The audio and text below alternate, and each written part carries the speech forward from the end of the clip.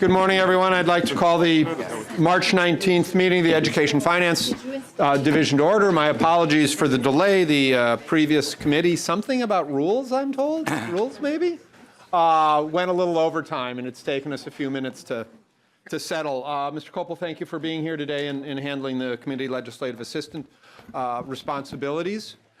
We do have a number of bills. We've asked testifiers to try to hold their testimony to 2 minutes.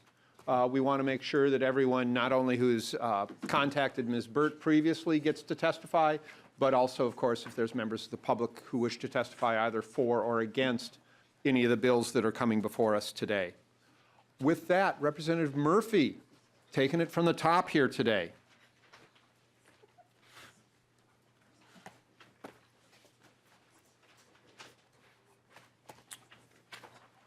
Representative Murphy, would you like to move that House File 194 be before the committee and laid over for possible inclusion in a future division report?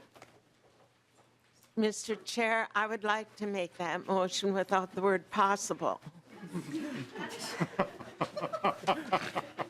You have an amendment to your bill, or do you want to amend the motion? You get one or the other, not both.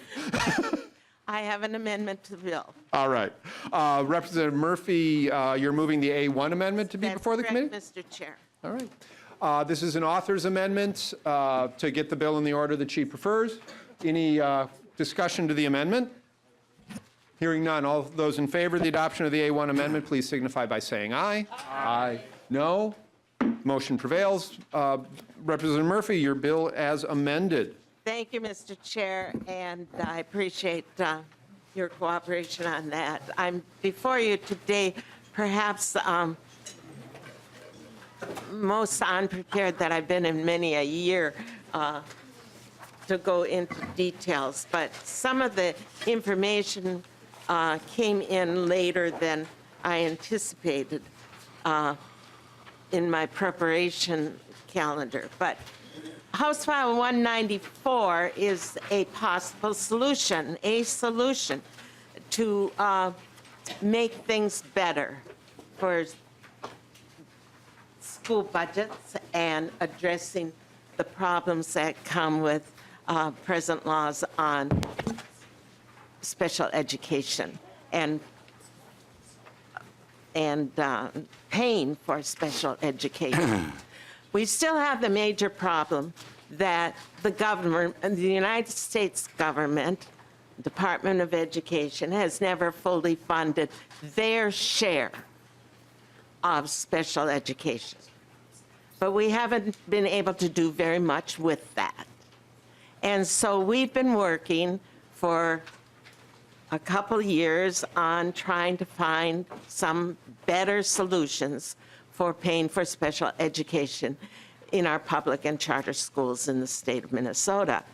And I had several proposals. I had a $700 million proposal, and I had what I thought was about a $400 million proposal and one lesser. And we picked House File 194 with consultation with Mr. Chair.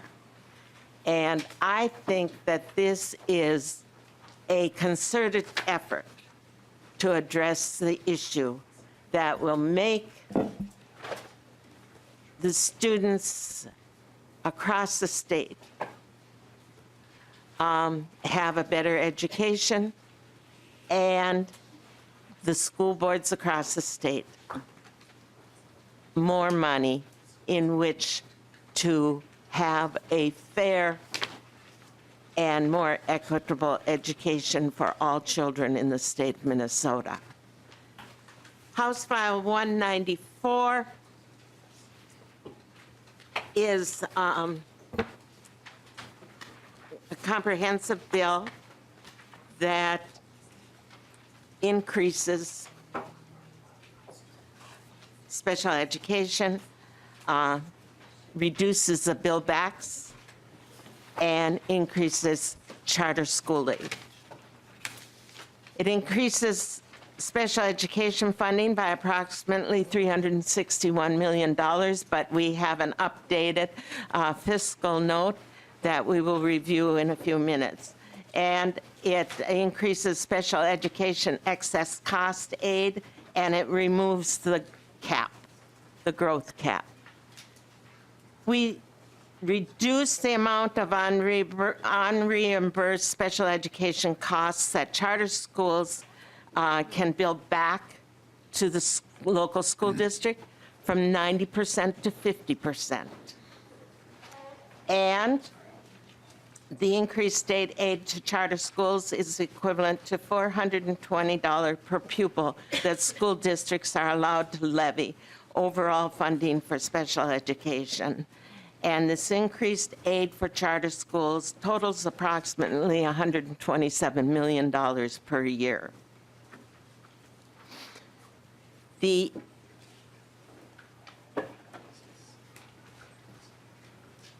calculations are simplified. We remove the pupil, as I said before, we remove the per pupil cap on special education aid, and we increase special education aid by removing the maximum minimum aid limitation and increases the aid from 56 to 62% of the defined costs. We also eliminate the old formula, and we increases and the 50% still brings in more money than what we had before. Now, we have a run, and Mr. Straub can go over that, and I would like Ms.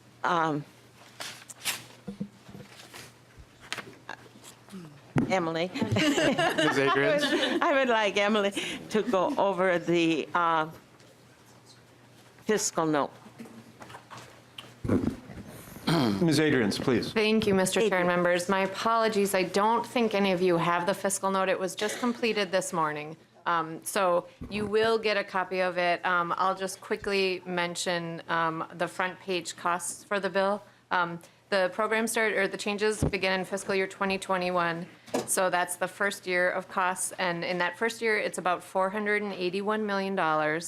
And then the biennium of 2022 and 2023, the total cost in that biennium is just over $1 billion. Thank you, Mr. Chair. Thank you, Ms. Adrians. Mr. Strom, is there a run? Mr. Chair, I'm sorry I've made a mix-up this morning and sent things to wrong places. If Matt or one of the pages would run to duplicating, there should be copies there in just a moment. Thank you. All right. Representative Murphy, would it make sense to bring up Ms. Rourke at this time? Yes. All right, Ms. Rourke. And members, you should think of the bills that we're doing today as kind of a menu of options. It's certainly not E, all of the above.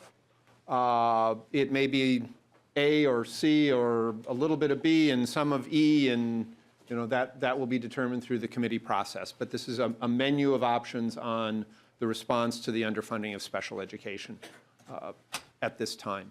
Ms. Rourke, welcome to the committee. Thank you for coming down. If you would please state your name for the record and then proceed with your testimony, please. Cindy Rourke. Okay. Good morning, Chair and committee members. My name is Cindy Rourke. I'm a special education teacher at Ordine East Middle School in Duluth. This is my 22nd year teaching in the district, and all my years have been in special education by choice. I also have a license to teach general ed 1 through 6, and I also teach driver education and behind the wheel at East High School in Duluth. At Ordine, I'm one of 6.5 special education teachers. My classroom is a self-contained program with students that have severe and profound cognitive disabilities and/or autism, as well as physical disabilities. My students are so amazing, and I'd like to share with you a few of their very unique needs. 2 students are fed using a feeding tube. 3 students are in a wheelchair and require orthotics to be put on during the day to assist with stretching their muscles and supporting their weak ankles. They are transferred to adapted equipment to help them stand for periods of time during the day to help their bone density so their bones don't become too brittle and break. Those same 3 students require 2 adults to assist them with bathroom duties at least twice a day, often not when they are scheduled.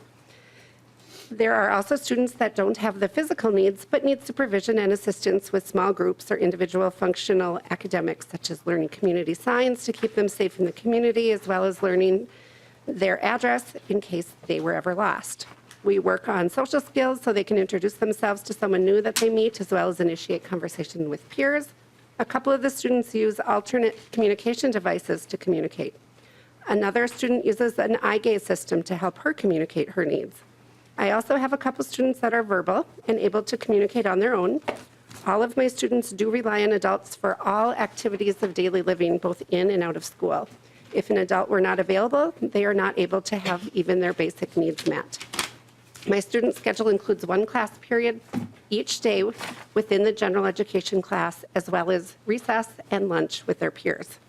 While all this is meaningful and amazing for the general ed students and my students to experience, the reality is we typically miss going to general ed classes at least 3 times per week due to lack of paraprofessional support to transport the students to the classroom. My students don't get outside for recess for the same reason, and we are only able to transport the students to the cafeteria maybe once per week. Their ability to integrate with general ed is extremely limited due to lack of paraprofessional support on a daily basis. I'm only able to make it happen if I have a student absent or if I have a college student volunteering in my classroom. Without that, we don't have the staff to meet the general ed needs that are guided by law, and more importantly, what my students deserve. They deserve to have a teacher available to teach them on a daily basis, as well as support from paraprofessionals that are hired to support their needs, both physically and educationally. I have many years of experience and a solid resume of success as a special education teacher, but I need the support staff to help me so I can offer a program that is able to accomplish the goals and objectives of their IEP.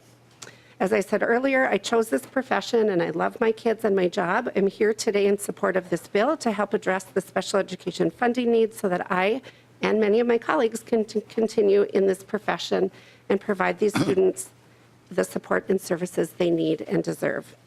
Thank you, Representative Murphy, for offering this bill, and thank you, Chair and committee members, for this opportunity to speak with you today. Thank you, Ms. Rourke. Representative Murphy, do you have any other testifiers? No, Mr. Chair. All right. This is a public hearing. Is there anyone in the audience who wishes to testify either before or against House File 194?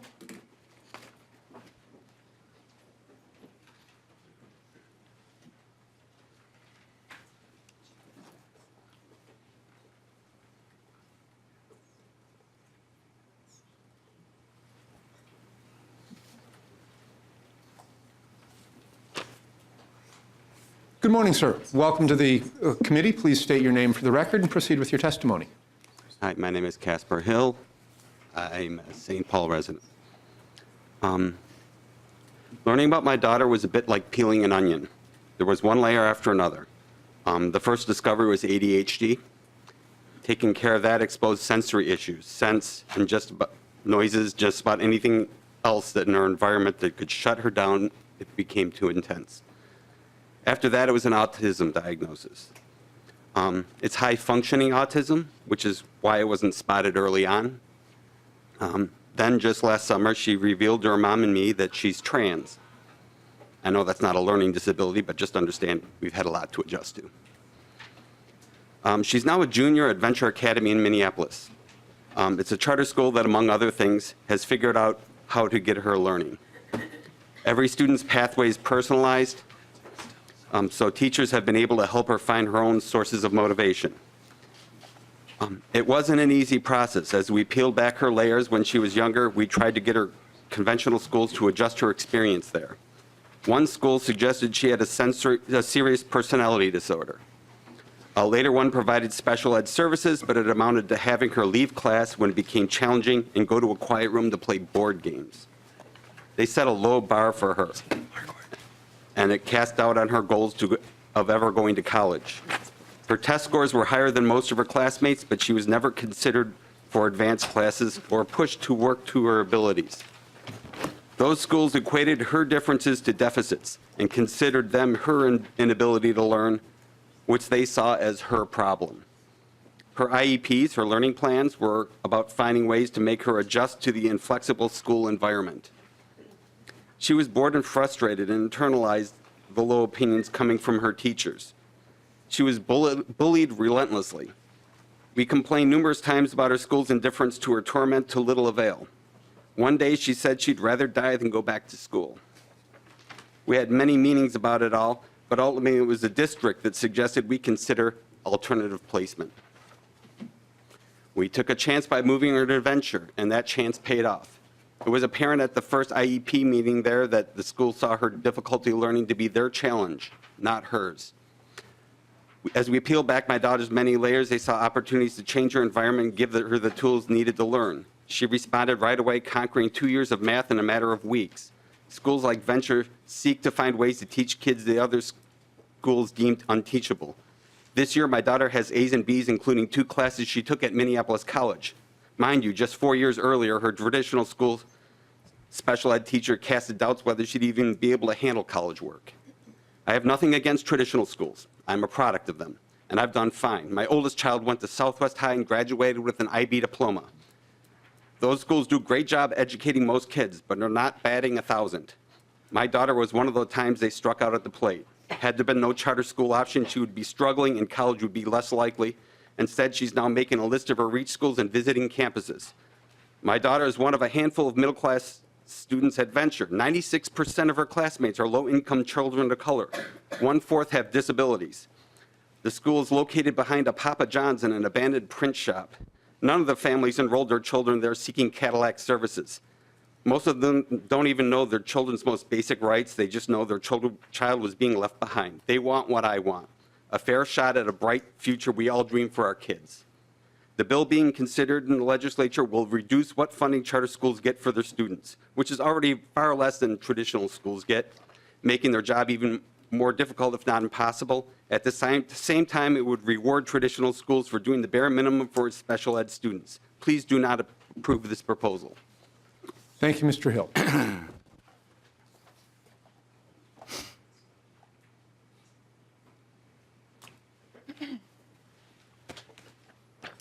Good morning. Welcome to the committee. Please state your name for the record and proceed with your testimony, ma'am. That's me talking. Sorry. That's okay. That's all right. Thank you, Mr. Chair. My name is Erin Wannett. I'm the Executive Director at Indigo Education. In addition, I've been a Director of Special Education for 11 years, and prior to becoming an administrator, I was a special education teacher for students with emotional and behavior disorders. Indigo Education is a nonprofit serving public schools statewide. At this point in time, the entirety of our client base are charter schools.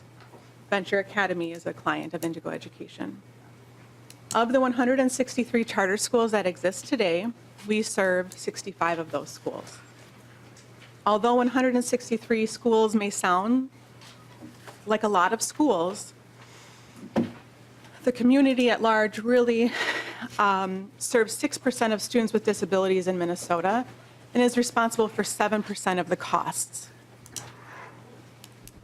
During our 20 years of service, we have helped schools to initiate, maintain, and evolve their special education programs. Indigo Education provides guidance and oversight to schools regarding special education finance, dispute resolution, and student-centered programming. Charter schools as a business model are consumer-driven nonprofits.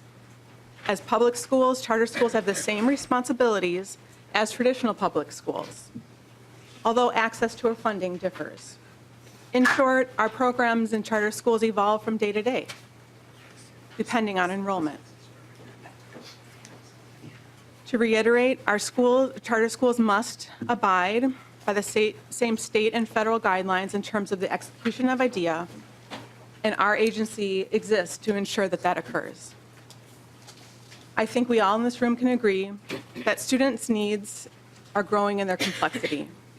And as public schools, we have a combined responsibility to address those needs and respond with intentional and student-centered programming. Unfortunately, it seems like there are limits on our financial and human resources at this time.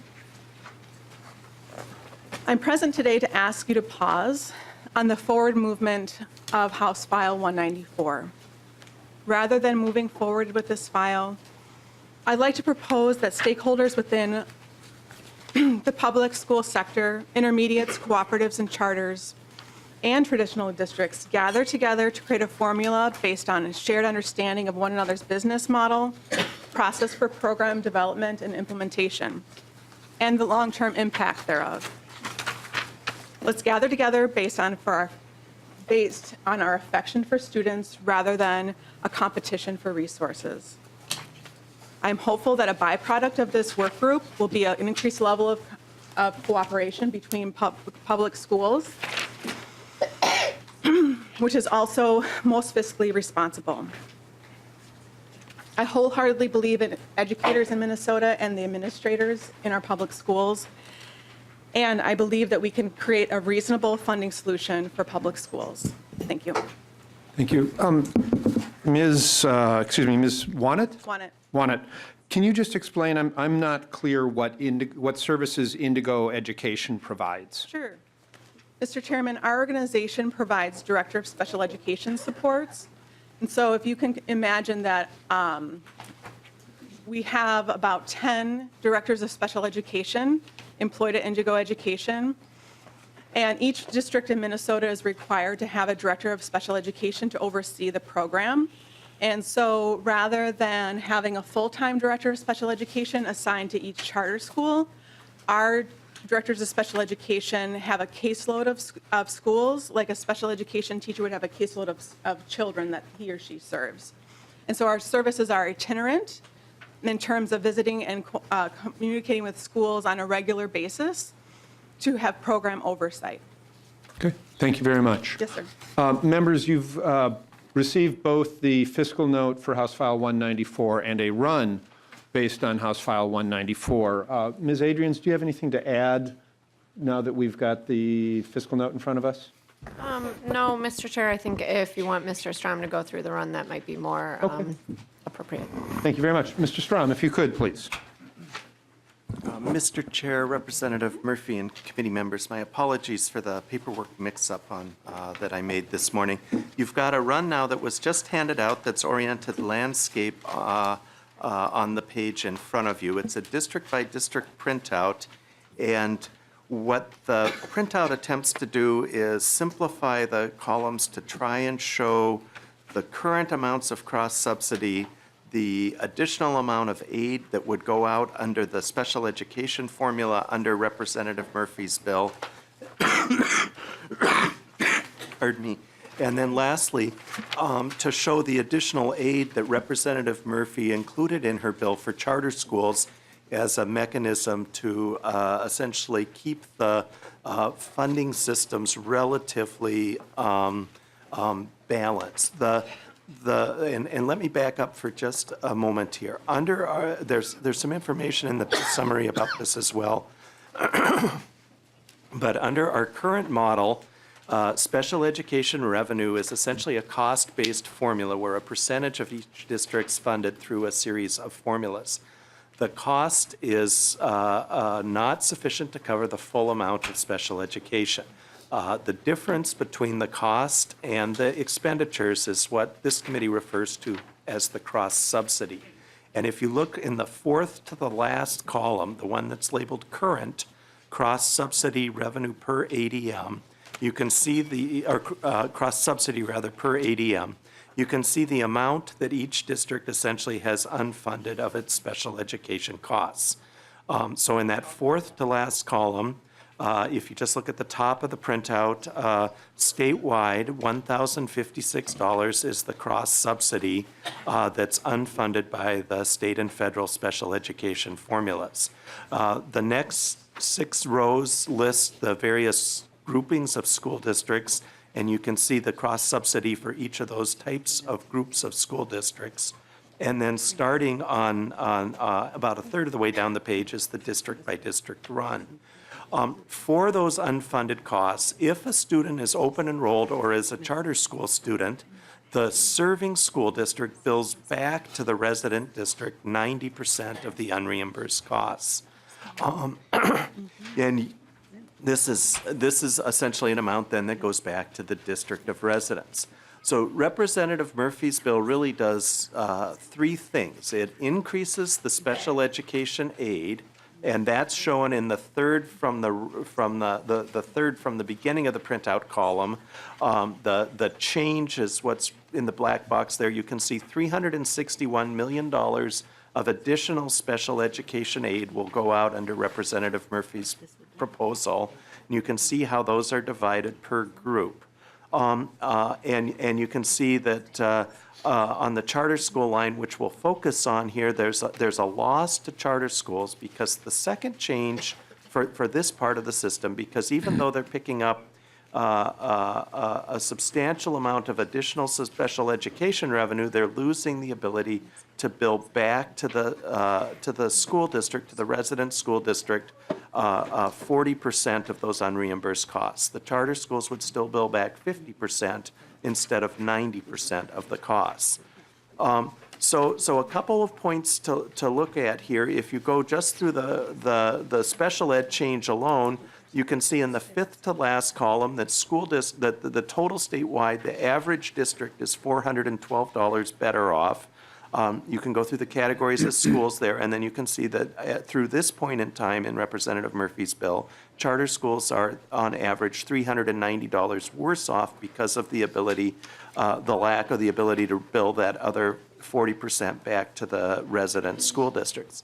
However, the last two columns show what happens in the first part of Representative Murphy's bill, where she increases the aid to charter schools.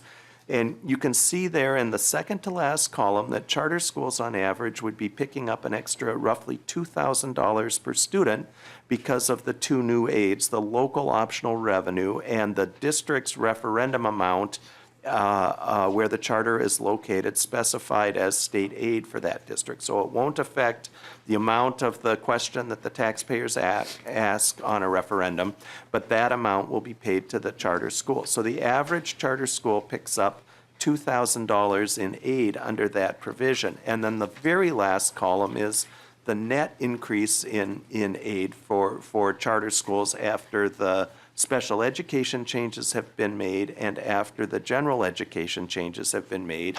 And you can see that the average charter school is quite a bit better off when all of the changes are said and done.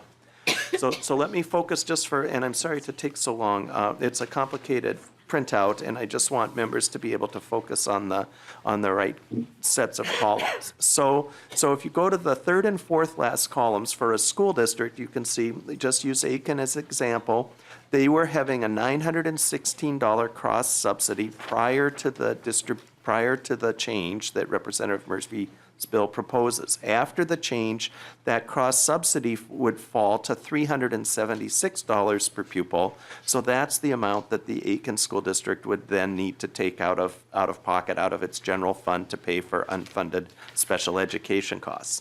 The Minneapolis School District is the next one down. You can see they have a very large cross subsidy. Currently, they have to take $1,854 per pupil out of their general fund to pay for their unfunded special education costs. This proposal would reduce that by about $700 so that they'd be at the $1,188 level of unfunded cross subsidy. And where you can see these various amounts are in the aid account amount at the beginning, and then through the proposed changes, you can see how those changes help in each of those categories. So in this bill back arrangement, the category in the aid column labeled net tuition, which is the sixth to last category, you can see in Minneapolis that they're picking up essentially an extra $485 of benefit from the way the tuition changes are done, and their total benefit is the $654 per pupil. So on the special education side. If we just take a sample charter schools are listed in the 4,000s. So if you turn to page 9 of the printout, and go to a relatively high-cost bill back on the charter school. If you go to the page 9 of the printout, the third to bottom line is the Cedar Riverside Community Charter School. You can see under that net tuition number right now that essentially the charter school is going to be worse off by $1,925 because they're no longer able to bill back 90%. They're only able to bill back 50%. So when added to the added special education aid, in that total special ed aid column, the fifth to last, they're $1,302 worse off with the special ed change alone. But then if you go across to the new money in general education for charter schools, you can see that they pick up $2,909 through the addition of local optional revenue and state aid equal to the amount of the Minneapolis referendum. So the net result for a district like Cedar Riverside is an increase in funds, not a decrease in funds. That's 1,607 is the net result there. So in summary, Mr. Chair, and I'd be happy to answer specific questions, but in summary, what Representative Murphy's bill is doing is, and you can see this in the fiscal note on a statewide basis, is increasing special education funding by about $360 million, lowering the amount that districts and charter schools can bill each other for the unreimbursed costs, and then for charter schools, providing additional sources of general education revenue to them. And the net of that really is the number that one needs to look at under House File 194. So with that, Mr. Chair, I apologize for the lengthy explanation. Oh, Mr. Trump, no apology needed. It's a complicated bill with several moving parts. Is there questions from members? Let's start with Mr. Strom and the runs. Representative Hewitt and then Representative Sandell. Thank you, Mr. Chair. Mr. Strom, just a real quick question. Is this per pupil based on the total pupils or just the ones in special ed? Mr. Strom. Mr. Chair, Representative Hewitt, the pupils amounts are shown on total pupils using the column called average daily membership. And that column shows up almost in the middle of this printout, right under the T in tuition rate at the header. Average daily membership is the unweighted count of students served at each site. So if we go to your school district, which is 196 on the second page there, you can see in that column that your district has 29,049 pupils in average daily membership. And so that's what all of the per pupil numbers from there to the right are based on, is that count of students. So the change in regular special ed aid for the Rosemont District, District 196, is a $478 increase. The decrease in the excess cost aid, because there's more regular aid, is $67. For a couple of reasons, the tuition doesn't change much for the Apple Valley Rosemont School District. So the net change, the fifth to last column, is that the district's picking up an additional $412 per student, not per special ed student, but per all students in the district in special education funding. And their cross-subsidy then, the amount that they have to pay out of their other budget, would drop from $1,030 to $628 per pupil. So they're just that $412 better off essentially on the cross subsidy. That's all additional money per total student. And you can see that total amount back right by the really dark line. If you go back across, I lost my place here, to the third column, you can see that total change in special education aid for the Rosemont District under this bill would be an increase in special education funding of $11.95 million. Thank you for your. A reminder to members, this is only the first of several bills this morning. Representative Sandell. Just a quick note. Thank you, Mr. Chair. First of all, I want to endorse Ms. Wanick's suggestion that the charter schools and the traditional schools get together to talk about the work that may improve the situation for special ed students. That's the intention of the idea of charter schools in the first place, to serve as a experiment and bring back their findings and activities to the traditional schools. Second of all, where does the additional funding come from? The fiscal note suggests that it might come from additional referendum. Is that right? Either Representative Murphy or no, that's not right. Representative Sandell, I believe the additional funding comes from the Speaker's office. The target. Deep pockets. Thank you. Representative Joachim. Thank you, Mr. Chair. And just quick, so I make sure that I hear this right, because currently charter schools are not able to tap into the levy referendum. this would allow them to do that. Madam Chair. Mr. Strom, can you clarify that for Yes, me, please? Madam Chair, Or us? Representative Joachim. Right now, that's correct. Charter schools get neither local optional revenue or the referendum revenue.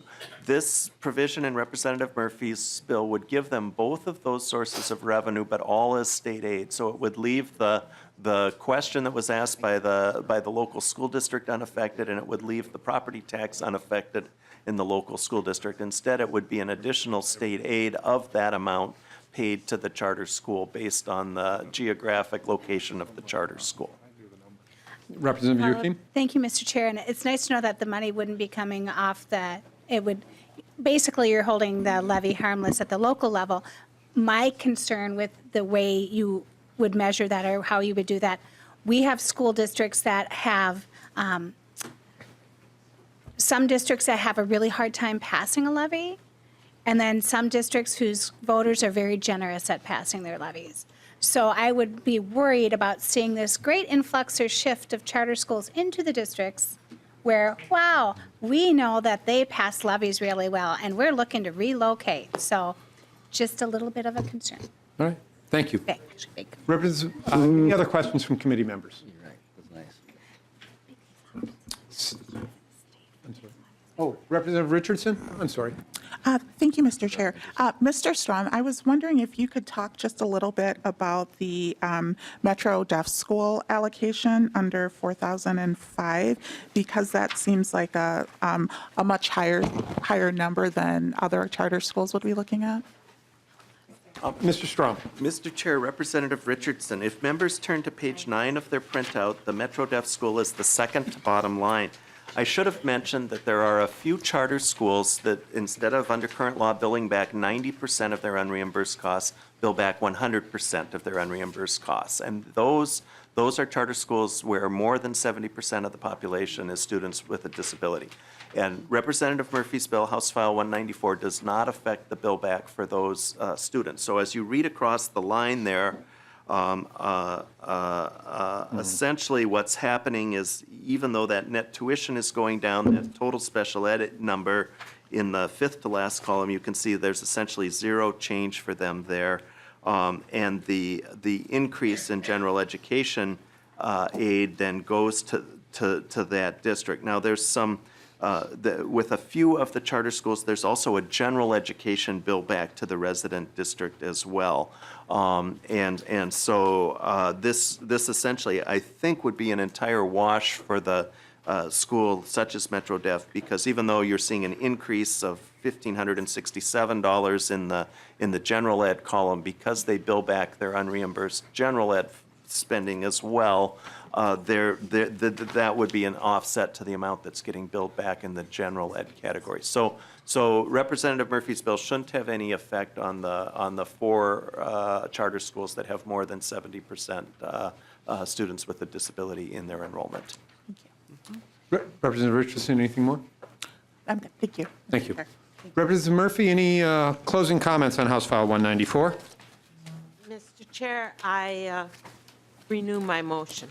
So Representative Murphy renews her motion that House File 194, as amended, be laid over for possible inclusion in a future division report. Thank you, Representative Murphy. Thank you. Representative Wolgamott, please.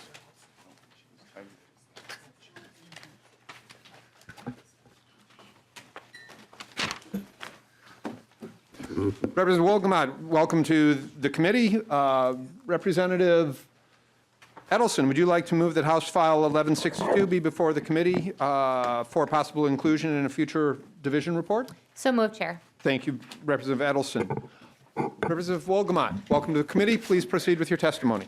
Well, thank you, Mr. Chair, and thank you, Representative Edelson, and thank you, committee members. I'm Dan Wolgamott, representative from District 14B in St. Cloud, and I'm here today to present House File 1162, which is a ramp up of aid to school districts for their special education cross subsidies. Many of you are familiar with the term unfunded mandate, and most of you are now familiar with the term cross subsidy. Cross-subsidization often means a situation in which profits or income from one activity are used to pay for another activity that is losing money or costing more. For decades now, Minnesota has had a special education deficit, which the Minnesota Department of Education and others often call the special education cross-subsidy. We call it a cross-subsidy because both state and federal law basically prohibit a district from cutting expenditures to resolve the unfunded mandate, but instead require districts to take funds from other necessary programs to cover the mandate. As the current funding formula sits right now, a formula that does not recognize the actual cost of special education, the district that I represent, District 742, has to shift $12 million from its overall fund to cover those costs to meet the mandate. Members, Mr. Chair, unless the state is willing to confront the true cost of educating Minnesota's most fragile students, the unmet need will swamp public education in the district that I represent and districts all throughout the state. My bill only begins to recognize those costs, and I would dare say it's a modest approach to the fact that this issue is actually much larger than the fiscal note attached to the bill. Members, to explain in better detail the crisis that our school districts are facing, I have some testifiers. And with that, Mr. Chair, with your permission, I would like to invite up Jerry Swanson, who is a special education speech pathologist at Clearview Elementary School from District 742. Very good. And perhaps, Representative Wolgamott, I have 3 other testifiers, Mr. Dahlgren, Pat Devine, and Lori Posh. If they could come down, or at least 1 or 2, kind of play that on-deck thing to smooth transitions between testifiers, that would be appreciated. They could all sit behind you in the, I don't know what we call that space. Bullpen. The bullpen, of course. Thank you, Representative Hewitt. That's going to stick. Ms. Swanson, welcome to the committee. Please state your name for the record and proceed with your testimony. Jerry Swanson. Good morning, Chairman and committee members. My name is Jerry Swanson, and I have been a special educator for 30 years. I served primarily as a role as a speech pathologist, but also a teacher of the deaf, and a special education teacher with a variety of students with autism and other disabilities. Let me say first and foremost, I love my job. I came into this career to give voice, quite literally, to those who could not speak or use an alternative mode of communication. I sign fluently and have a passion as well for students who have severe autism. I have watched students gain so many skills and access so much more than I did when I first started my career 30 years ago. I have worked with students with higher IQs than any of you in this room. But who wouldn't have been able to survive on a job if we wouldn't have taught them to interact with other kids or adults, and we did, and they soared. Kids who were considered cognitively delayed years ago because they were nonverbal, we know today that giving them the proper mode of communication, that they can function at the same level as their peers. Imagine a world without access like this, missing out on the great minds such as Stephen Hawking. I started out working when caseloads were manageable and funding was adequate, but in the past few years, as the needs and complexities of our jobs have increased significantly due to a wide array of reasons, medical advancements that have allowed children to live longer and need access to schools, need for our students to access technology to maintain the rigor of their peers, but in an adaptive version, diverse language and backgrounds of many of our families, and as always, poverty, mental health and lack of family support complicate issues for special ed students as they do for the regular ed. These days, along with the extensive paperwork that's required for our career, it's causing many teachers to leave our field. Each day, the first thing on our agenda is to look who's out and who do we have subs for. We start coverage with those with the most severe behaviors, and then we move up from there. So some students don't get the services that are required. We need time to build relationships that are key to that success. Without the funding, these issues will continue to compound as we see more shortages with complex needs and no resources to address them. With your funding, We can access core curriculum for all kids. We can hire staff that will want to make this career one they can love. We can provide programs that meet all the needs of students, where they can build optimal self-sufficiency. We can train staff adequately, which builds retention in our field, and we can adequately address individual needs of students. That's what we started out to do. Our special ed kids draw so many to this career by compassion and kindness and resilience. We need young teachers to stay and make this their life's work. Thank you, Chairman and committee members, for the opportunity to speak to you today. Thank you, Ms. Swanson. Mr. Dahlgren. And on deck, Pat Devine. Mr. Dahlgren, welcome to the committee. Please state your name for the record and proceed with your testimony. Thank you, Mr. Chair, members of the committee. My name is Al Dahlgren. I'm a member of the St. Cloud School Board. For the last 2 years, I've chaired it. This year, I stepped back on that, so I'm not chairing it. I'm going to talk a little bit today about, from a school board member's position, or from a school board member standpoint, what the special education cross subsidy does. It's going to be a little bit different from what you've heard up to this point, because people have talked a lot about special education. Special education is an absolute necessity in our schools, and we need, whether we have the right amount or the wrong amount, I'm not going to say.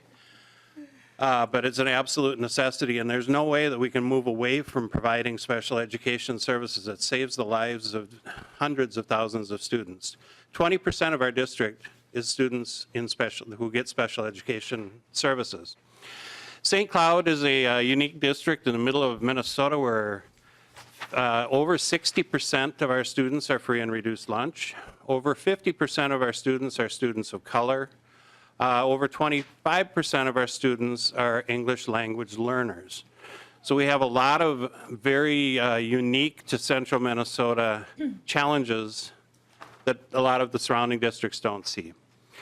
When it comes to the special education deficit in our district, it's approximately $10 to $12 million. And that right there is about 8% of our total budget. So if you want to look at it a different way, the 8% or the $12 million comes out of regular education funding and gets transferred over to pay for special education services. If you wanted to look at it for every other district in the state, if you were to want to put a burden like that on them, I would say think about it this way. What if you had to go back to your districts after this session and tell them that the best you could do was to negotiate an 8% reduction in the formula? And what kind of panic would result in your district, and what would they have to do to be able to cover that shortfall? We face that every year. Our special ed deficit is that big. So what ends up happening in a district is you go and every year the Department of Education hands out or passes out numbers called the profiles of school districts. And if you look at those profiles, it ranks by fund where your school district ranks compared to other school districts on a per pupil spending. So I take 32 of very similar similar size and similar area school districts and rank them. And when it comes to special instructional support services, which would include the EL and things such as that, we are number 2 out of the 32. It's the highest spending. Special education, we're number 2 out of 32. We're higher than Minneapolis on a per student spending basis. And where does that funding, because those are not fully funded expenses, where does that come from? You look at the bottom half of the profiles and where do we not measure up? Even though we have an extreme number of high needs, which is low income, students of color, EL students, kids who, a lot of our EL students have come over here. They may come in 7th grade. They've never gone to a formal education or gotten any formal education in their life. They come over and enter our school system. We have a lot of needs, but our regular instruction dollars is lower than the state average, and it's in the bottom half of spending for the districts. So we have to provide the services to high needs kids with less money than other districts are providing. Then you look at district level administration and school level administration. Again, those are people who are able to give support to high needs kids. That's where we pull the money from, and we're well below average and well down into the bottom half. Career and tech education. Career and tech education, we're number 21 of 32. We're down near the bottom, and if there's anything St. Cloud needs, it's a strong career and tech education area. I mean, we just have a lot of need in that area for it, and there isn't any other districts around that have real strong career and tech. And then student activities and athletics, we're down number 28 of 32. And it's just sad to me because 28 of 32, and the numbers are shocking. We're at $236 per student. Minneapolis, by the way, is at $111 per student on student activities and athletics. And then you have other districts that are right near us that are spending over $600 per student on activities and athletics. That's what makes school exciting. That's what makes a school district vibrant and exciting, and it brings the community in and gets a lot of support. We can't provide that. So I will cut it very short, but I just want you to understand it's not about special education cost subsidy. It's not about special education. It's not about providing those services. We fully fund special education, and we do it by stealing the dollars from regular education and shifting it over. It's our regular education that is extremely underfunded, and that's what these bills, if we can fully fund special ed, we can fully fund regular ed, and we can provide a much better education for all students, and that's what we want to do. Thank you, very Mr. much, Dahlgren. Mr. Chair. Superintendent Devine.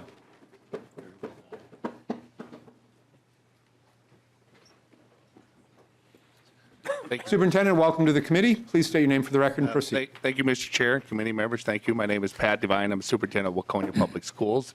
Appreciate you taking some time to listen to our story today. But ours is much like many across the state. And I just want to start out with and kind of finish off with what the St. Cloud contingency was saying is this is not a special education problem. I feel we do a really good job in the state of educating our special needs students. And I feel I'm very prideful of what we've done in Waconia for that, and we've really done some nice jobs of bringing programs back to the school district. So I feel like we do a nice job with the special education. We have a big compassion for that. But the funding has not kept up, and the funding is actually going backwards. And the new formula for us, which is a growing community, it's even less. And I just want to make sure that we understand that when doing that, we do fill the gap with the cross-subsidy amount. That cross-subsidy amount comes out of our per-pupil dollars, general ed dollars that we get from the state, from you. So, for example, I'm just going to use raw numbers because I'm a math teacher when I was earlier in my career. And if we had $7,000, that's about what we get per student, we have to deduct from there right away to pay for special ed. Not all school districts have to, because not all school districts have maybe as many special education students or as robust. So there's inequities even in that system. So, for example, if this half of the classroom said, you have to now take $1,500 away from your general ed fund and fund the rest of your programs with that, and over here they only have to take $300 to $400 away, they're going to have more money to work with their school district. That's what's happening across the state right now. So this special ed funding problem is causing some real big inequities, and we've been hit really hard with that. If you ever want to look at our story, you can go to our website. It's www.isd110110.org, and we tell our story in there. And we want our community to tell a story. But there's charts in there, and it's really similar to the charts that you're showing in your bill. But as our funding for SPED went up, the funding from the state did not come. Our expenses went up, but the funding didn't. The gap got much larger. Our cross-subsidy cost per student 5 years ago was $687. It's went up by about $150 every year. We're at $1,210 now. It's a 76% increase on cross-subsidy. That's not sustainable. We cannot continue at that pattern and have enough money for our general educational programs. We were going out for an operating levy at the same time as the new formula was coming through, and we found out that we chose to spend down our fund balance to protect our taxpayers. We wouldn't go out to ask for operating money until we need it. We passed our operating levy. Love that our community supported that. Afterwards, our audit comes through, and we find out that the new special education formula has taken much more money than we expected, that 76% increase. So now we are in statutory operating debt. And we had to do budget cuts this last month to make sure that we balance our budget.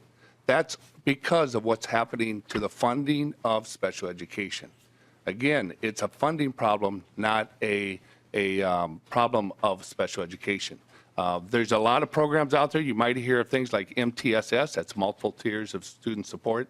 It's a way of making sure you don't have as many students go to special ed.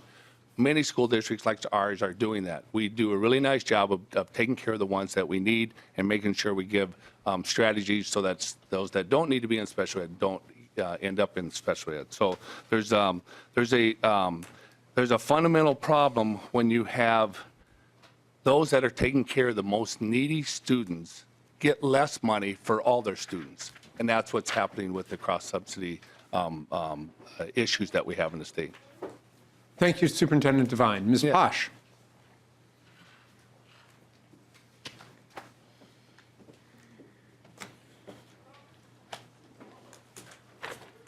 Thank you, Mr. Chair and committee members. I'm Lori Posh, and I am Executive Director of Learning and Teaching for the St. Cloud Area School District. Like Jerry, I have over 30 years of experience in education in our state. I've been a classroom teacher. I've worked in gifted and talented programming, in equity programming, alternative education, and now as a district leader in learning and teaching. I want to thank you for the opportunity to tell St. Cloud's story and to represent our district and AMSD in our support of this bill. I'm proud of our district, of our students, our staff, our families, and our partners. I could share stories all day long of the successes we see from our students. Jerry shared with you some of the successes in our special ed team and the successes and the things that we could do with additional funding. Al shared with you the budgetary impact that the special education cross-subsidy has on our district. But it's more than just dollars and cents. It really is about fulfilling our mission and our obligation as a state and a district to prepare all of our students to be successful. What could we do with additional funding? It would allow us to better meet the social, emotional, and academic needs of all of our students. We have been frugal with our spending. We too sit at the budget table and have to make hard decisions about what we fund and what we don't fund, which students we serve, and which students we don't serve appropriately. Every week, I receive calls and emails from other districts inquiring, what is St. Cloud doing about? We are seen as a leader in education. We are seen as leaders in best practices. And we're looked to because people know that we do our homework and we do more with less. But there's so much more that we could be doing for our students. With the additional funding or the appropriate funding of special education, we could be expanding our co-teaching efforts into math and other contents to ensure that all students, as Jerry mentioned, have access to grade level standards with the support they need. We could enhance our career and technical education offerings and resources, which, as Al shared, our business community is at our heels asking for. We could expand our talent development and accelerated services programming, which right now is showing promising results in closing our achievement gaps and allowing our advanced learners to thrive. We could provide creative extended learning time programs, after school, weekends, and summer for our students who need the consistency, need catch-up time, accelerated learning, or those first experiences ever in an education system. We could increase professional development opportunities. Our supports for another unfunded mandate for our students who show characteristics of dyslexia. Additional support for social emotional needs through additional social workers, psychologists, counselors.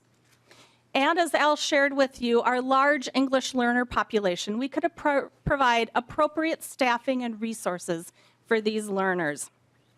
Our district, as Al shared with you the numbers, has, of the 20 largest districts in this state, has the highest special education rate.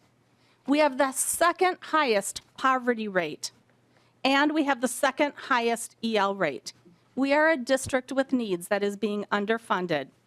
We could ensure equal access and opportunities for all of those students to participate in extracurricular activities. So as you move this bill forward, we ask you to support this bill so that we can continue to do good and even better things for all of our students. I started by saying I was proud of our district, but our students deserve more. They deserve full and equitable funding for their education. So thank you for joining us in supporting this bill. Thank you, Ms. Bosch. This is a public hearing. Is there anyone in the audience who wishes to testify either for or against House File 1162? Seeing none. Representative Krisha, did you have a question for one of the testifiers? Mr. Chair, and just very, Superintendent Devine, if you come back to the testifier stand. And while you're coming up, here's my question. Mr. Chair, members, and to the testifier, the number we'll see will be a finite number no matter, I mean, it's just the way it works. Doesn't matter who's sitting where. But and here's what I'd like you to comment on. A number will pass this year. I suspect we'll make some movement towards the cross subsidy as well as the general fund. But the forecast isn't as favorable in 2 years. And a number of mandates will follow this funding, and those mandates will still be in place. What does that do to you, the overall effect of a lesser number possibility in 2 years, but all of these mandates still in place? Superintendent Devine. Thank you. I'm glad you asked that question because we've looked back at what this new formula and the cross subsidies is doing to our budget. And we're very thankful that the last 4 years we've been getting 2% on the general education funding. But that 8%, when you take in the cross subsidy for us, equates to a negative 1% funding. We actually have less money next year than we would 4 years ago because our special education cross subsidy. So it's exactly what you say. As the mandates and probably more, it's more that the special ed needs are becoming higher. There's medical needs and there's students that have more costly needs. That's making our special ed costs rise. Like I said, I would call it the learning disability students. We're really trying to catch those earlier. I know we're just putting in a new dyslexia program, the Wilson program. We're hoping to catch those earlier so that some students do not get to the special education funding needs that are there now. But there is some really medical fragile and other high emotional needs students that are costing more. So our special education cost goes up, and if the funding's not keeping up, you're right. That's why I call it's not sustainable. It's not sustainable. We're going to be cutting every year in our school district until something changes, or we keep going back asking our voters to increase their operating levy, and then we're the tax collector, if you will. Representative Krisha. Thank you, and I know you're trying to stay on time, so very, very quickly, and I want to emphasize this point as well, and in fact give you a little bit of a lifeline here. You need to not just talk about the special ed mandates, but the general fund mandates that are also hitting you, because what's happening to schools is you're dipping into the general fund, not for the cross subsidy, but also all these other mandates that are being put on you. And you had a nice little chart and a graph. Yeah. You should add to that the amount of mandates that are added every year, because that is absolutely putting you in an untenable position, and we all bear responsibility for that. And I'll be honest, we don't hear enough about it from those in the trenches.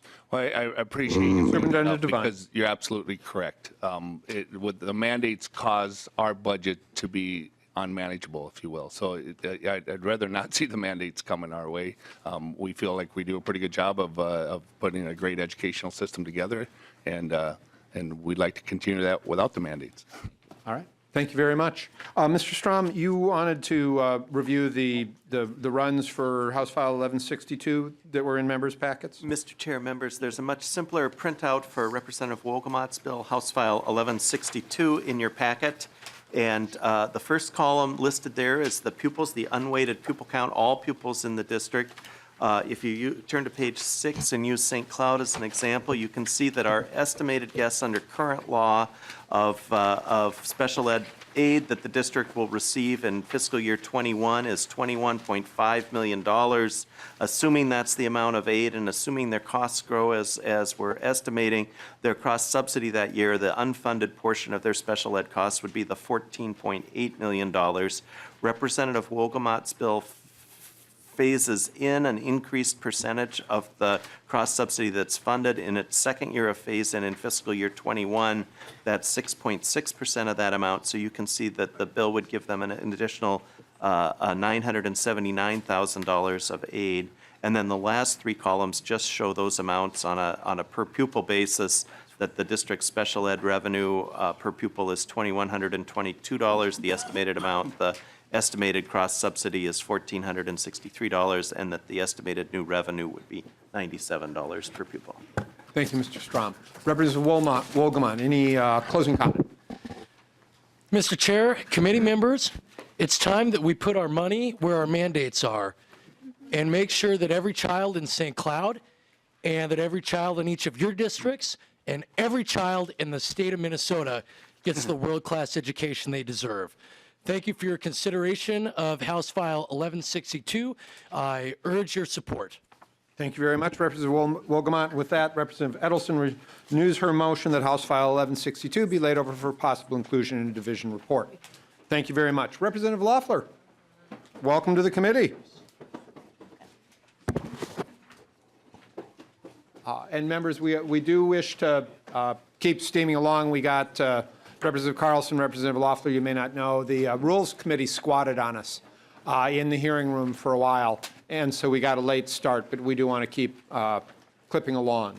So the chair would like to move that House File 1879 be laid over for possible inclusion in a future division report.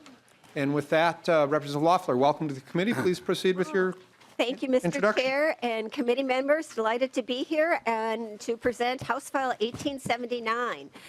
This bill seeks to equalize costs to school districts for students who receive special education services in other districts, in charter schools, intermediates, and cooperatives. So while the last bill was dealing about the challenges within a school district and the students they serve, this is the challenges that face districts who are billed back for other schools. Special education tuition billing costs have grown significantly and now exceed over $200 million annually, transferring back and forth in bills between various educational institutions. In my own district, the tuition billing from charter schools has doubled just in the last 4 years and now totals $14.9 million, bringing our school district's total tuition billing costs to more than $24 million a year.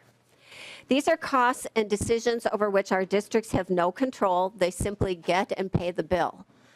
House File 1879 would lower the percentage of costs that resident districts are billed back and create a new state fund to make up the difference. It phases in the implementation over a 4-year period starting in fiscal year 2021.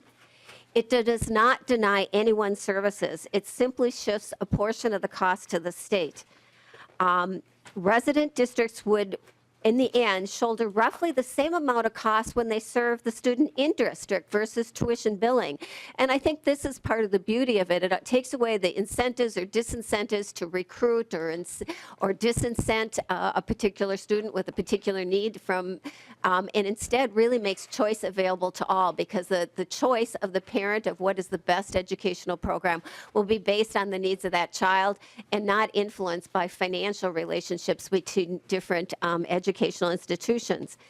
And I would like to now turn over testimony to Erin Clodfeller. She is an active parent of a special ed students and a member of our district's special ed parent advisory council.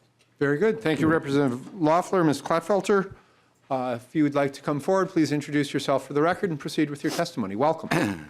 Thank you. Chairman Davney, Congresswoman Loeffler, committee members. My name is Erin Clodfelter. I live in 68 in Northeast Minneapolis. I'm here as a parent member of the Minneapolis Public Schools Legislative Action Committee, and I'm speaking in favor of House File 1879.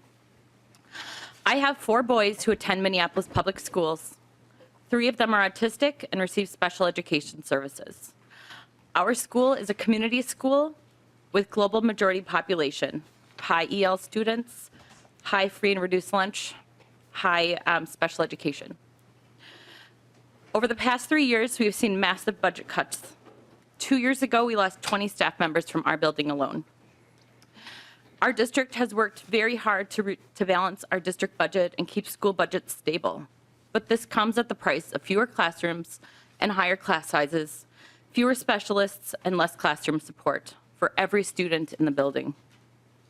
My kids may be getting special education services, but they are students first. When we have to combine classrooms, that affects them. When we have to cut the math interventionist, it affects them. When we only have a part-time nurse, it affects them. These are the decisions our building administrators have to make when our budgets are cut due to underfunding of special education and unreimbursed tuition billing. The current system of tuition billbacks to resident districts is detrimental to school districts. Our district had $24 million in unreimbursed tuition billing last year. Education funding and special education funding in particular have not kept up with the reality of hyper-choice in the state of Minnesota. Special education continues to be underfunded by both the federal and state governments. Meanwhile, school districts are under mandates to provide more and more services. We have been in our school district for 8 years, and we have had a mostly positive experience. But I know that this is not a case for everyone. I know there may come a time when I'm out of options in my district, and I need somewhere else that meets the needs of my boys in a different way. I know families who are deeply committed to public education who have had to make a move, no matter how hard they tried to make it work in their school district. Special needs charters have their place, and I'm glad that they are there should we ever need them. However, under the current funding formula, it would be very difficult to make this move for me, knowing how much of a financial blow it is to resident districts who are already underfunded. Please consider voting for House File 1879. School districts across the state will benefit from this bill, from Buffalo Lake Hector to Onamia to Osseo and beyond. This issue isn't going to solve itself, and more districts will be negatively affected if we don't find a solution soon. Thank you. Thank you, Ms. Klotfelter. Superintendent Anowski.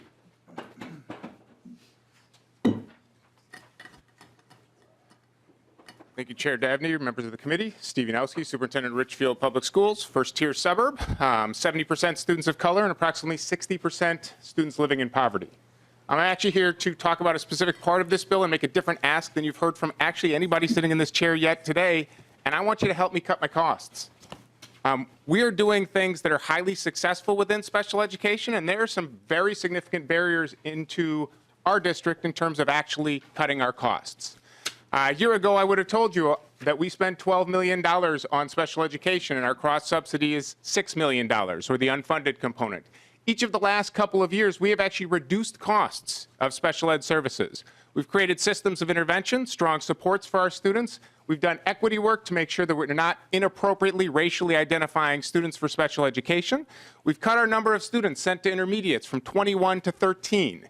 We are actually winning in terms of serving our kids, keeping our kids, and doing special ed in a more effective way. The reality is, however, we are also the home of some of the most racially disparate charter schools in our 7 square mile city across the entire state of Minnesota. Right now, we have 4 metro area charter schools. 2 of them are 20% higher in white percentage of students than we are. One of them is 50% higher in Latino students than we are. One of them is 70% more African American students than we are. So basically, we are the home of racially disparate charter schools. Our charter schools from special education receive approximately $2.4 million in tuition billing from us, meaning they serve special education students that live in Richfield within their schools. Given that cross-subsidy, that means that $1.2 million of the special education of these racially disparate charters are being covered by the funding of Richfield Public Schools. Saying that in a different way, $1.2 million is coming from Richfield Public Schools, a widely diverse district representing the diversity of Richfield, and being sent to charter schools unreimbursed. Now, I don't harbor resentment to the charter schools. This bill actually asks for more funding for them. However, the reality of the situation is I can reduce my costs, we can reduce our costs, we can put systems to support our students in special ed, but what we can't do is create systems to support students in other schools. And so students go to other schools, they're served however they're served. We have no say, we have no voice, but what we do have is a bill. $2.4 million, of which 1.2 is cross-subsidy, and the only way I can see for us to reduce that cross-subsidy is to reduce the tuition billing component of it, which for us is $1.2 million coming from the diverse students of Richfield Public Schools as they go and send that money to racially disparate charter schools. Thank you for your time today. Thank you, Superintendent. This is a public hearing. Is there anyone else in the audience who would like to testify either for or against House File 1879? Guess not. Questions from the committee? Guess not. Representative Loeffler, any closing comments? Thank you, Mr. Chair. I think they heard your admonishment about time. I just want to say thank you so much for considering this. I think if we were able to implement this approach, it would actually increase freedom of choice and reduce some of the tensions between educational institutions that should be partners rather than bill writers and check writers and relating to each other more on administrative issues than on educational quality and improvements in all systems. Thank you, Representative Loeffler. And with that, the chair renews his motion that House File 1879 be laid over for possible inclusion in a future division report. Thank you very much. Representative Carlson.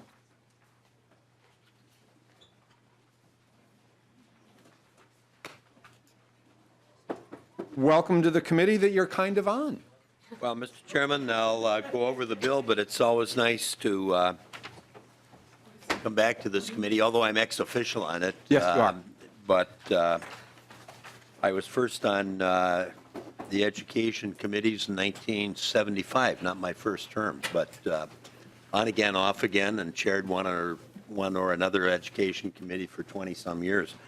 So it's always nice to be back and presenting a bill. This one, like your agenda today, deals with special ed. Yes, Chair Carlson, before we do that, I'll move that House File 1025 be before the committee and laid over for possible inclusion in a division report. And then you have, is the A1 amendment, I trust, is an author's amendment? Yes, we'll take it. That was from staff. It's a technical. I think Mr. Strom prepared the technical amendment. All right. We'll count it as one of mine. With that, I would move the A1 amendment as an author's amendment. Any discussion to the A1 amendment? Hearing none, all those in favor signify by saying aye. Aye. Aye. Opposed? Motion prevails. Your bill has been amended, Chair Carlson. Please proceed, sir. Mr. Chairman, just very quickly, and I think there's a couple of people that are going to be testifying, but most education programs have a 90-10 shift. In the case of special education, it's at a little different formula, 87.66 and then 12.34. And what that means is that the payments are held back from 1 year to the next year. And what we would do under this bill is put the payments back in the calendar year via the state reserve. So with that, the superintendent of Waconia is going to testify on this bill as well, Mr. Chairman. Okay. And as he comes forward, and I guess one other person too. Oh. Okay, and I was just telling him in the hallway that 55 years ago, I was a student teacher in Waconia, Minnesota. Well. So I have a little history, even though it's a long time ago. And I don't think you were there then. The superintendent seems to have indicated it's changed since then. Superintendent Devine, welcome back to the committee. Please again state your name for the record and proceed with your testimony. Thank you, Mr. Chair and committee members. My name is Pat Devine, Superintendent of Waconia Public Schools, and to my side left here is School Board Member Kathy Thome. First off, I just appreciate that today you're taking a look at all the cross-subsidy types. Like I think, Mr. Chair, you mentioned there's kind of a menu of options to look at how to fix some of the problems that are going on. And it is a problem. And we see that across the state. If you start looking at those charts, you're going to see that a lot of people are pulling their general education money toward that. But what happened with what Representative Carlson's doing on this bill that really helps us is we're kind of estimating for almost a year to 2 years of what we're going to get funded for our special education costs. Because you live it for 1 year, you have the bills that you turn in the state, and then they fund it the next year. So it's a 2-year lag on when you actually know what your true funding is going to be. So when you have to budget, it's pretty volatile, especially when you have somebody like us that raised their cross-subsidy amount by 76% over a 4-year period. When it's moving at that pace, you don't get to see it for 2 years, and then you have to react to it. So this is going to help us budget a little more tightly and know exactly where our expenses are going to be in special education. Very good. Thank you, Superintendent Devine. Well, Mr. Chairman, that concludes our testimony unless there's someone else that I'm not aware of. Thank you for that. Again, this is a public hearing. Is there anyone present who wishes to testify either for or against House File 1025? Questions from the committee?